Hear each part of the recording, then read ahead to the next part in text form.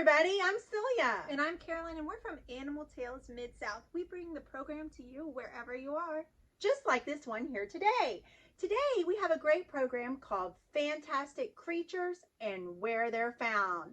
We're going to travel all over and explore where these fantastic creatures are found. So we're going to take you on an adventure all around the world.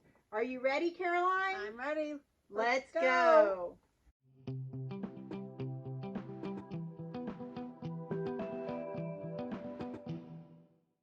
All right, so today we're going to be looking at this map and the animals, the fantastic creatures and where they're found. One of the cool things about this program is I'm going to be giving you hints and clues about where to find these animals. Now be thinking about the map and be thinking what kind of continent you think the animal belongs to. So, Caroline, tell me about some animals that you might find in your backyard. Some animals that I see are the raccoon. Ooh, a raccoon. That's super fun. If I get up early in the morning, I can see deer in my backyard as well. Man, I hope some of you guys get to see deer in your backyard. And I also see rabbits sometimes. Oh, yeah, and little baby bunnies this time of year. Okay, so all of those animals could be found in your backyard, but you didn't name our next guy. Are you ready to find out who he is? Yes, I am. All right. So here's our friend now. Where do you think this guy's going to go, Caroline? Well, if this is a king snake, like I'm thinking, I'm going to say he's from North America, which is where we're from.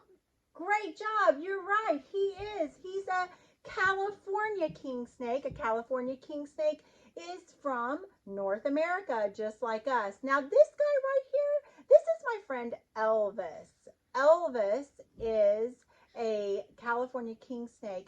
He lives out west in the western states, California, Utah, Nevada, Arizona. If you think about it, all of those states are very dry and hot. And that's the perfect climate for this particular kind of king snake. Now, king snakes are really cool. One of the cool things about king snakes is that they can eat other snakes. So they actually have been known to eat rattlesnakes. They are immune to rattlesnake venom. So they are a good snake to have around because they can eat other snakes. They also eat small rodents, lizards, frogs, and they love eggs. Now, this guy right here, if you notice, a California king snake has a very distinct striped coloring. This guy right here is not the only kind of king snake, though. There's about 51 different varieties of king snakes, all of which are constrictors, so they are able to give their food a nice gentle hug, right? Now, king snakes are super docile, very easy to take care of, so they're really popular in the pet trade. Lots of pet snakes out there are also king snakes. This guy right here, we named him Elvis because, you know, Mid-South Animal Tales is located in Tennessee. And in Tennessee, we had the king of rock and roll. So we thought of this guy as the king of snakes since he can eat other snakes. And he's one of the only kinds of snakes that does that. Now, if you'll look at him, if you'll notice that he is a reptile. Reptiles are cold-blooded. Reptiles start out their life as an egg, and reptiles have scales on their body. So over a period of time, as Elvis grows, his skin grows too, and so he sheds off his skin. The average lifespan of a king snake is about 15 to 20 years, and about 3 to 4 feet long.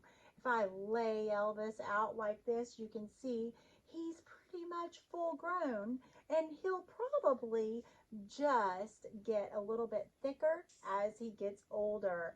Everybody always wants to know how old is Elvis. I really can't tell you how old he is because when we got him at Animal Tales, he was already grown.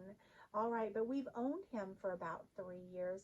Elvis is a great snake. He's super gentle and laid back, and that's part of the reason why he makes a really good Animal Tales animal ambassador. Now, We've got him up here in North America.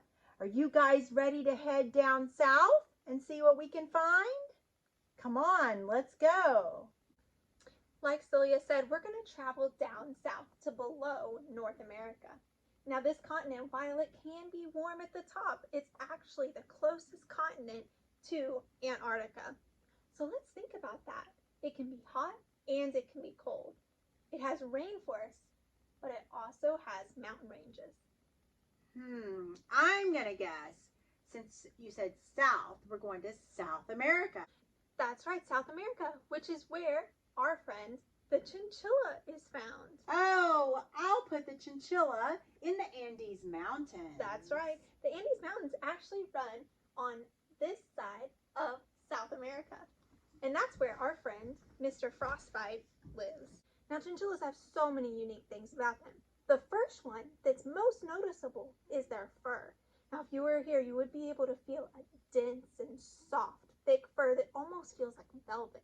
And the reason why it feels like that is because of their follicles. They're a little bit different than ours. So if you look at your arm, you can see one hair per follicle. And that's what we have, and most people have, and most animals have.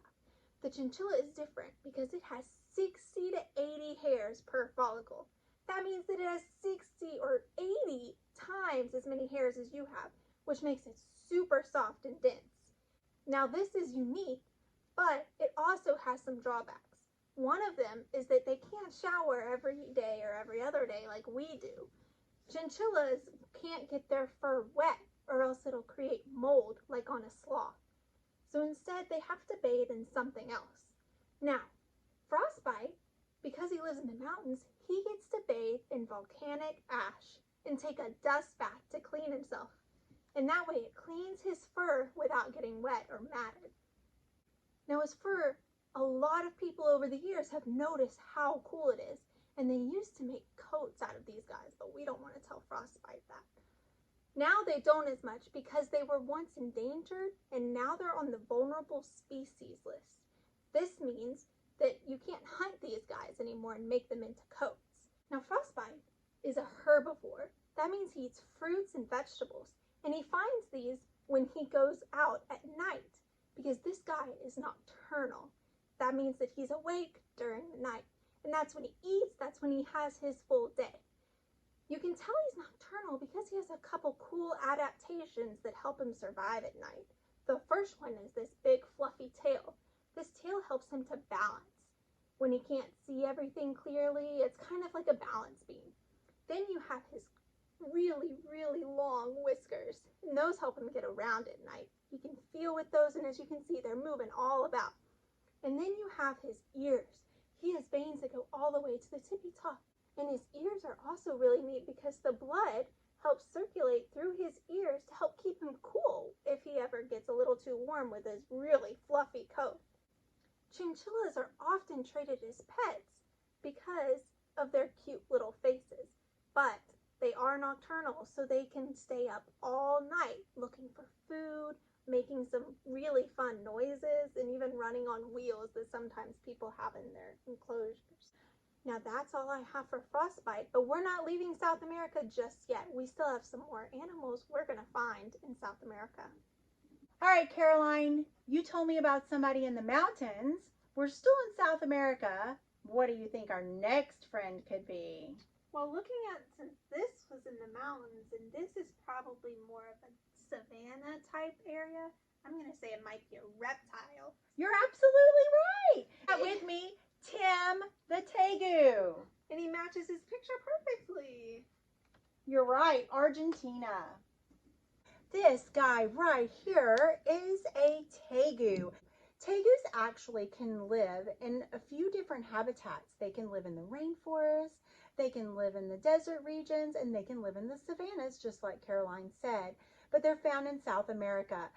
Tegus, though, unfortunately, have been an invasive species. Several people have had pet tegus, and they let them go down south in North America in the wonderful state of Florida. And what happens when people buy a pet, kind of like Tim, and they have them in their house, and they're great at first, But Tim, when he's full grown, he gets to be 3.5 to 4 feet in length. And while he's one of the more intelligent of all of the tegus, he can learn his name, he can learn to be litter box trained, and they say that they can actually form a bond with their owner. Sometimes people decide that it's way more lizard than they wanted to have in their house, so they decide to let them go. That's how we end up with invasive species in tropical places like Florida. It's not good because there's natural lizards that live in Florida, and the tegu will start to eat all of the food that the natural lizard needs, and only one of them will be able to survive. Now, if you look at Tim, you'll see right here on the side of his head, he has actually got ear holes because lizards have ear holes. He does have a forked tongue though, which is super cool. And if you notice, he's not sticking his tongue out because he's being rude. He's sticking his tongue out because he's checking out if there's a snack around. Tegus are very easy to feed. He'll eat just about anything in captivity. In the wild, they're mostly carnivorous, but they will eat some fruits and vegetables so they are called opportunistic omnivores. So they'll eat fruits and vegetables if they have to, but they prefer meat. One of Tim's favorite foods is actually eggs. And if you look at him, he does a great job of climbing trees in the rainforest. You can look at his claws and see his claws are super long and sharp. Those claws help him climb the trees. Also, if we look at the pattern of his scales, we'll notice that he would kind of look a lot like tree bark, wouldn't he? Now, Tim, while they would make a decent pet, it's not something that I would recommend because when he's full grown, 3.5 to 4 feet long, that's a pretty big lizard to have roaming around your house, isn't it? All right, guys, so we've got our friend here, Tim, the black and white Argentinian tegu, and he's not the only animal that we're going to see today that's from South America. Are you guys ready to move on up and see what else we can find? For this next animal, we're going to stay in South America, but this animal can also live in Central America. You have any idea what that animal could be? Could be a snake in the rainforest. It could be a snake, but she's also in my carry-on bag right here. What do you think that could be? Well, then it must be a mammal. Must be.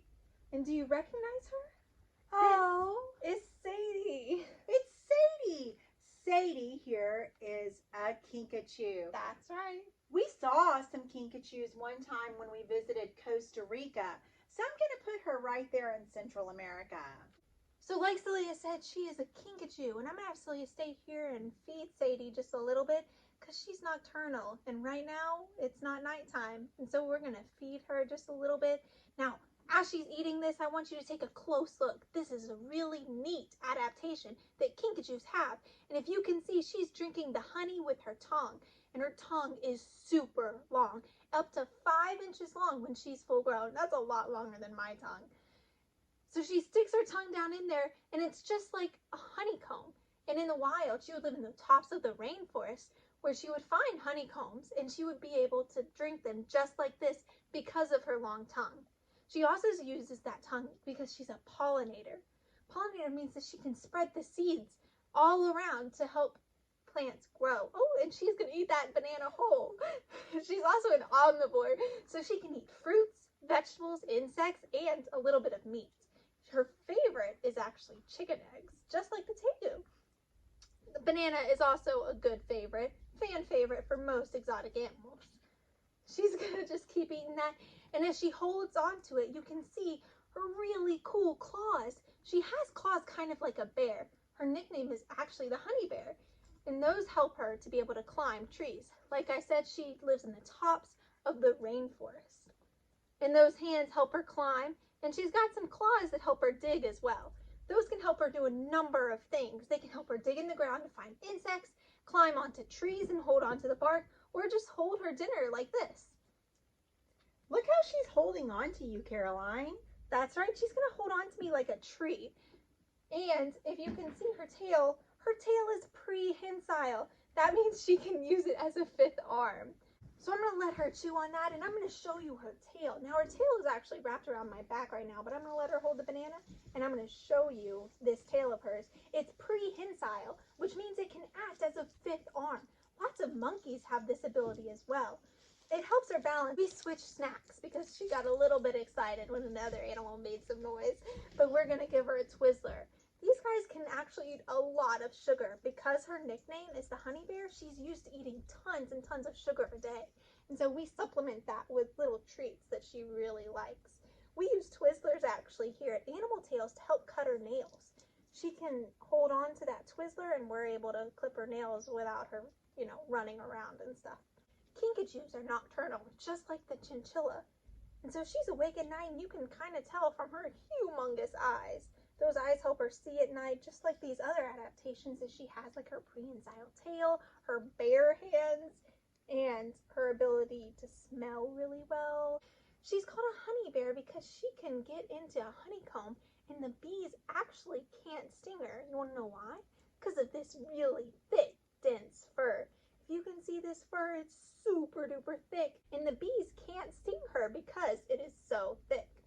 But she can still get the honey. And a lot of people say she looks kind of like a baby sloth.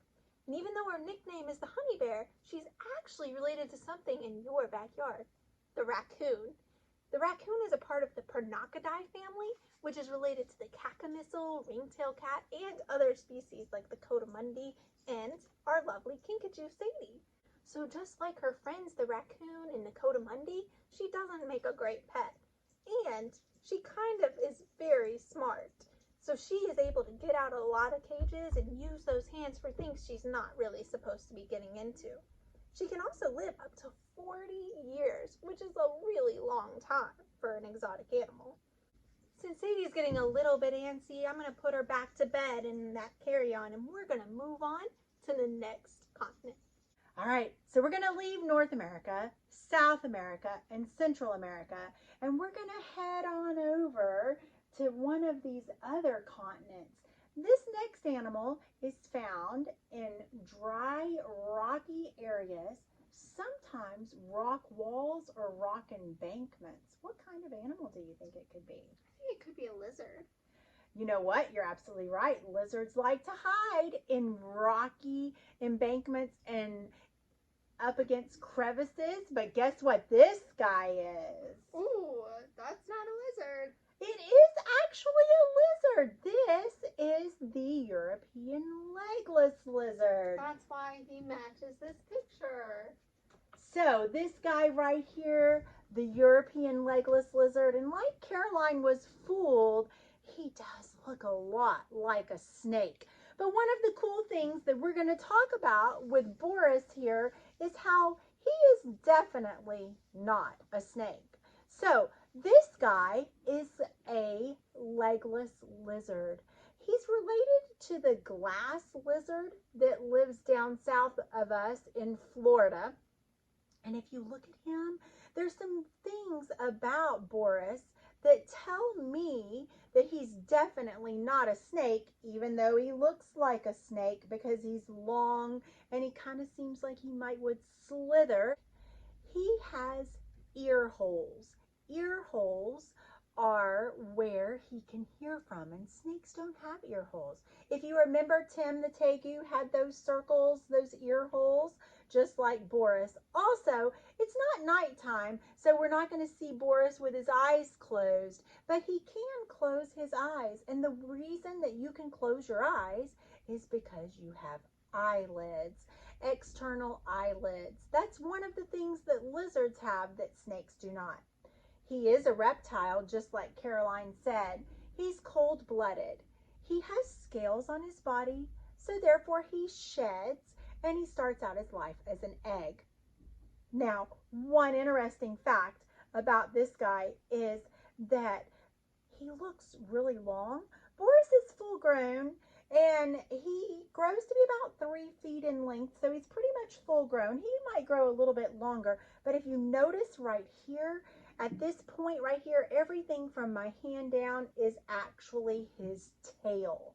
And one of the cool things about lizards is that they can trick their predators. When the predators are searching for a tasty snack and they grab a hold of a lizard like Boris, they grab a hold of the thing that's moving. His tail will be moving when he's trying to get away. They grab a hold of the tail and he can actually detach his tail from his body.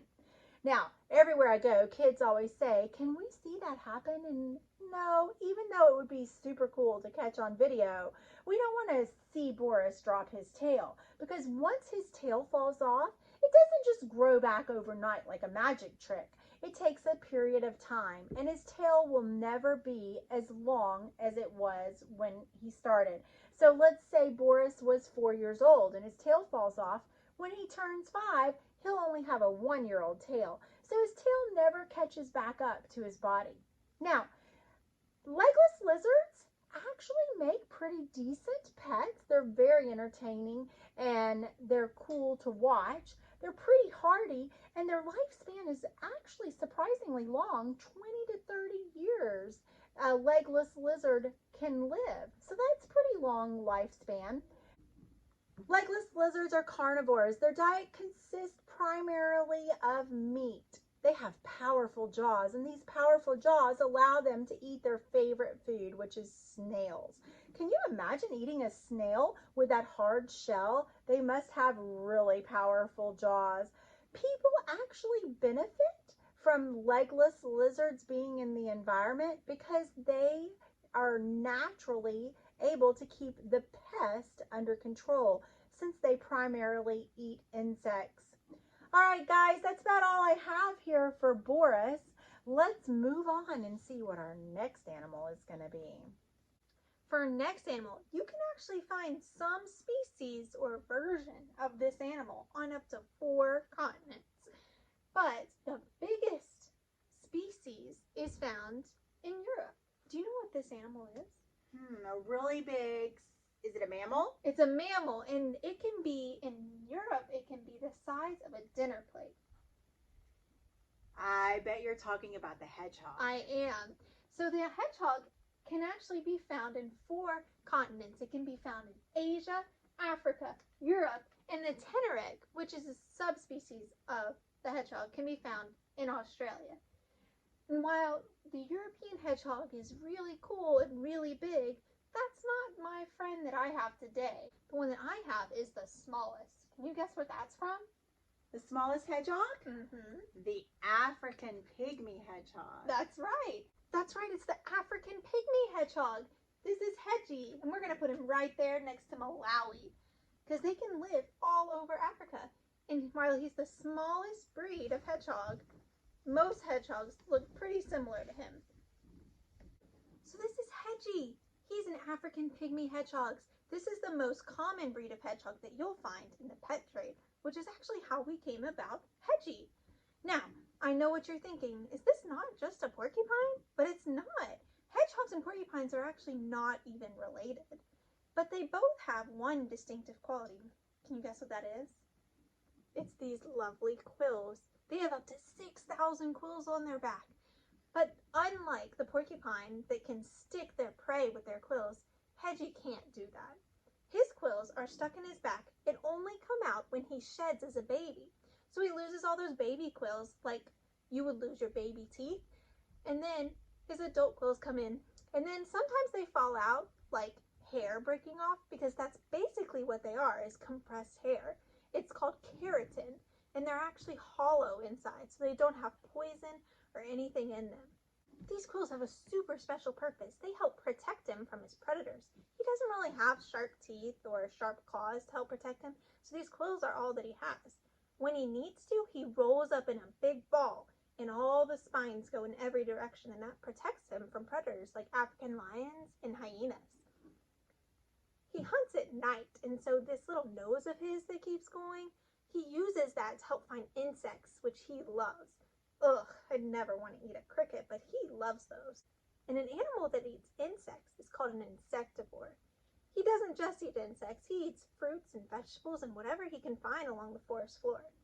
But for the most part, he eats a lot of insects every single night. And he just walks and walks just like he's doing right now. Another interesting thing about hedgehogs is that they're actually called hoglets as babies. Hoglets as babies are sold a lot in the pet trade because they make pretty good pets.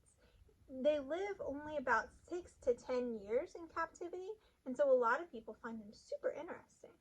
So even though he has these really cool quills, he also has hair underneath. And that means that he's a mammal because his babies are born alive. Since Hedgie's getting a little bit restless, I'm going to go ahead and move on with the next animal. Say bye, Hedgie. For our next animal, we're going to travel all the way to the Savannah Desert. Let's see what Celia has. How about these two girls? Here we have some Savannah kittens right from the Savannah Desert in Africa.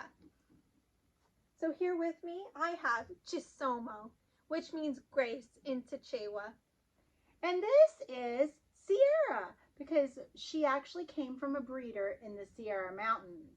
So these guys are just kittens, but they're actually a descendant of the serval cat in Africa. They may just look like kittens now, but they actually have some crazy instincts that are derived from the serval cat in Africa. How do you get a Savannah cat, Caroline? Well, that's a good question. So Savannahs, while they are a descendant of the serval cat, they were actually at one time bred with the cat itself. The Savannah is a serval and a domestic cat together. That's why they have these beautiful spots and big ears, and this one has some pretty big eyes. That's all adaptations that were coming from the wild cat from Africa. So a serval is a wild cat that lives in Africa. And when you think about a serval, you're thinking about a cat that actually can jump 9 feet in the air and catch a bird out of the sky. That's crazy. And these cats can actually almost do the same thing. An F1 Savannah cat can jump 8 feet into the air. Oh my goodness. So tell me about the different way that we can classify Savannah cats. Savannah cats are actually measured by the filial system. This is a common measurement for animals that are bred from 2 different species. We have F1 to F6, and the higher the number is, the more domestic they are. So the F1 Savannah cat is the closest to the serval cat. The F6 is the most domestic. So Chisomo and Sierra are F5s. So they have been 5 times removed from the wild serval cat. Serval cats don't make good pets. Wouldn't be good to have in the house. Savannah cats actually act a lot more like dogs. They have a great personality, but can you get rid of the wild? Not quite. So we can't really get the wild out of the Savannah. Savannah cats can do a lot of the same thing that serval cats can do. So an interesting thing about Sierra is that she can chuff, just like a wild cat could. It's an interesting noise that only wild cats can make. And it was passed down to these Savannah cats, so they're able to make it as well.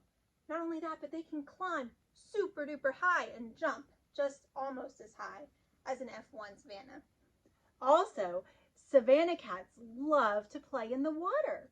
A serval in the wild would like to catch fish in the water, and the Savannah cat loves to play in their water as well. They like to take baths, and they would definitely swim. A little bit different than our domestic cats. The serval is an opportunistic eater. They will eat just about anything that's small enough that they can catch. Reptiles, frogs, snakes, small rabbits. Servals have an excellent sense of smell and hearing. You know what the number 1 predator for servals is, though? Humans. Unfortunately, humans have hunted servals for their fur coats. But in the wild, the jaguars and the jackals and the hyenas are a big threat to servals. How big do you think Chisomo is going to get? So Savannah cats can actually get pretty big. Depending on how high they are on the filial system, these guys will probably not get that much that much bigger than your average overweight cat. The only difference is these Savannahs will be lean and tall, so they'll have all the weight of just a normal cat spread out through a big muscular body. Also, if you notice their ears, a Savannah cat ears are a little bit bigger, and the higher percentage they have of serval, the bigger their ears are. A serval would definitely be nocturnal. What a treat it would be to find a serval in the wild in Africa. They probably wouldn't be any danger to humans, but it would be really cool to see them hunt. All right, Caroline, are you ready to head out and find some animals somewhere else besides Africa? Let's go. All right, Caroline, are you ready to travel to somewhere new and exciting? Yes, I am. All right, my next guy is super tricky. While he has one thing in his name, he actually started out originating somewhere totally different. Wow. Do you know what it could be? I have no idea. This is Ratatouille, the Norway rat. Huh. So he must be from Norway. You would think he was from Norway, but he's actually from Asia. Then that's where I'll put him. All right. So this guy right here is from Asia. And he has a funny name, the Norway rat, but he started out in Asia, and now rats actually can live all over the world except for Antarctica. So rats get a bad rap, I know, right? So a lot of times we think of rats as gross and dangerous because rats actually were responsible for killing millions and millions of people with the plagues, correct? Scientists have decided that there's a chance that it was really the pesky fleas that were biting the rats that caused the problem. However, most all of the different rat species originate from the original Norway rat. Now, you know, even though rats get a really bad rap and people are sometimes super scared of rats, rats are very intelligent and make really good pets. They actually bond with their owner and they're super smart. They love human interaction. They do best when kept in groups or pairs because they're very social creatures. Now, this guy right here, the only kind of downside to rats as pets is they don't live super long. The rats in captivity that have a really good diet and are super well cared for can live to be about 4 years old. That's not super long for a pet. He does have this really interesting tail. While he can't hang from his tail, he uses his tail to help himself balance, kind of like the chinchilla did. And he also has super active whiskers. Those whiskers help him feel around in the dark at night and decide where he's going. Most of the rats that are sold in pet stores are related to the Norway rats. There are some fancy rats like the Dumbo rat, and all of these animals are in one family. They're in the rodent family. Now, rodents are interesting species. Rodents actually have to continuously chew on wood or things that you give them. We give our special little treats to chew on because rodents' teeth continue to grow throughout their entire life. So they need to have things to chew on to keep their teeth gnawed down. Unfortunately, this is one of the reasons that rats are a pesky pest. Rats are actually responsible for 25% of house fires. They can come into your home, get into the walls, and chew up your wires and cause electrical fires. You know what's the best way to keep a rat away? Take away things that they would eat or nest in. Make it uninviting for the rat. Be sure that all around your doors and windows are sealed tightly so that you don't have a pesky rat problem. Keep foods stored properly. One problem rats encounter is that they actually multiply like crazy. Did you know that a mama rat can actually have, over her lifespan of average 3 years, she can actually have over 900 babies? That's kind of crazy. Rats start breeding as early as 8 weeks old. Oh my goodness. That's part of the reason why there are so many different pest problems with rats. Wild rats are opportunistic eaters, and they'll eat just about anything. That's another reason why rats get a bad rap, because you often find rats in the garbage, right?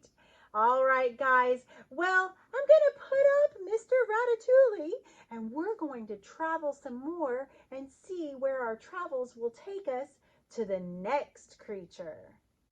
All right, guys, I've got something really great for us at the end. Here, the last animal. We have one continent we haven't visited yet. Do you know what continent that is? Caroline, what continent? Australia. Australia, the land down under. And I have with me today a really special friend. This is Oliver. Oliver is a Bennett Wallaby. I'm going to add the Bennett Wallaby to Australia. Caroline, tell us about Oliver. So this is Oliver, and while he may look like an animal you're probably a little bit familiar with, the kangaroo, the most popular animal in Australia, he's actually not the same thing. He's a wallaby, which is like a smaller version of the kangaroo, and they also have a little bit of a different color. Specifically, he's a Bennett's wallaby. There's lots of different types of wallaby and kangaroo, but this one is probably the most common that you'll see in zoos and places like our facility around the U.S. So he is a Bennett's wallaby, and that means that he's about full grown. He doesn't get quite as big as the red kangaroo. He's about 40 pounds and about 3 feet tall when he's standing up, but that doesn't keep him from jumping just as far. He can jump up to 6 feet from one area to the other. While the kangaroo can jump a little bit farther, he can jump pretty high too. So the most distinguishing feature on any marsupial is their pouch. Now this is Oliver, and he's a boy, so he doesn't have a pouch. All marsupials have a pouch. Oliver is a Bennett's wallaby, and all wallabies, all female wallabies, have pouches, just like the rest of the macropods. They all have pouches, and there's only one marsupial that doesn't live in Australia. The rest are all there. The one that doesn't actually lives in North America. It's the Virginia possum, and it has a pouch that can carry up to 20 babies in, which is a lot more than the wallaby. Traditionally, wallabies only have 1 to 2 babies a year, and those babies can stay in the pouch for the whole first year, but they traditionally jump out around 8 or 9 months. Oliver here is a male wallaby. Male wallabies are called Jack, and the girl wallabies are called Jill, and the babies are Joeys. Joeys are born the size of a jelly bean, and they crawl all the way up to the pouch on their first day of life. Then they can live there for up to 12 months. And wallabies are born the size of a jelly bean, but as soon as they get about 3 or 4 months old, they start developing these really interesting features. First, they have the big back feet. Now, if you look, this entire claw right here is his foot. He has one really sharp claw that in the wild could be used to scratch a predator. He also has this really big tail. Now, this tail is really important, but it's not prehensile. He can't hang from it like some monkeys or the kinkajou. Instead, he uses it like a rudder on a boat to help keep him balanced. Another fun fact about wallabies is that they, in a group, are called a mob. And I don't think you'd want a mob coming after you, because wallabies travel in up to 40 wallabies per mob. So Oliver was getting a little bit heavy, so I asked Celia if she could come hold him for a second. But he's actually a really neat animal. See these hands on him? That's used to pick up his food. He's a herbivore, so he eats fruits, vegetables, grasses, and grains. He doesn't actually use those for defense. That's the back legs. The back legs are where he defends himself. And even though they're really sharp, he can't actually hurt you with them. They're actually so weak that most people have to hold a wallaby by its tail because that's the strongest part on its body. Unlike the other animals that we've seen today, Oliver is diurnal. That means that he's awake during the day. Most of our animals are awake at night, which means they're nocturnal, but not Oliver. He's awake just like we are during the day. Oliver is our last animal in our last continent from Australia, and he is ready to get down. All right, guys, so let's put Oliver up. Say bye, Oliver, and we're going to do a little review. Thanks so much for joining us on our wonderful trip that we took all around the world. Fantastic creatures and where they're found. So we visited right here in our very own backyard, the North American king snake. Moved on down to Central America. We saw a Kinkajou that you could find in Central America and in South America. We saw the chinchilla in the Andes Mountains in South America, and the black and white Argentinian tegu in, that's right, Argentina in South America. Traveled on over to the UK and we saw the European hedgehog, one of the largest breeds of hedgehog. What else did we find in Europe? We saw the European legless lizard. Then we dropped down to Africa. We looked at our serval descendant, the savanna kittens, and we looked at our African pygmy hedgehog. Then we went over to Asia and saw the Norway rat, which can be misleading. And finally, we went and saw Oliver down in Australia in the Down Under. Thanks so much for watching. We really appreciate you guys out there at your home staying safe and seeing our fantastic creatures and where they're found. Don't forget to check us out on our website, animaledzucation.com. Visit us and like us on our Facebook page and our Instagram page. Don't worry, after today's show, if you want to learn a little bit more about these animals, you can look down below in the link of this YouTube video and you will find some wonderful activities for you guys to do at home. Hope you have a great day. Thanks so much for watching. Bye. Bye.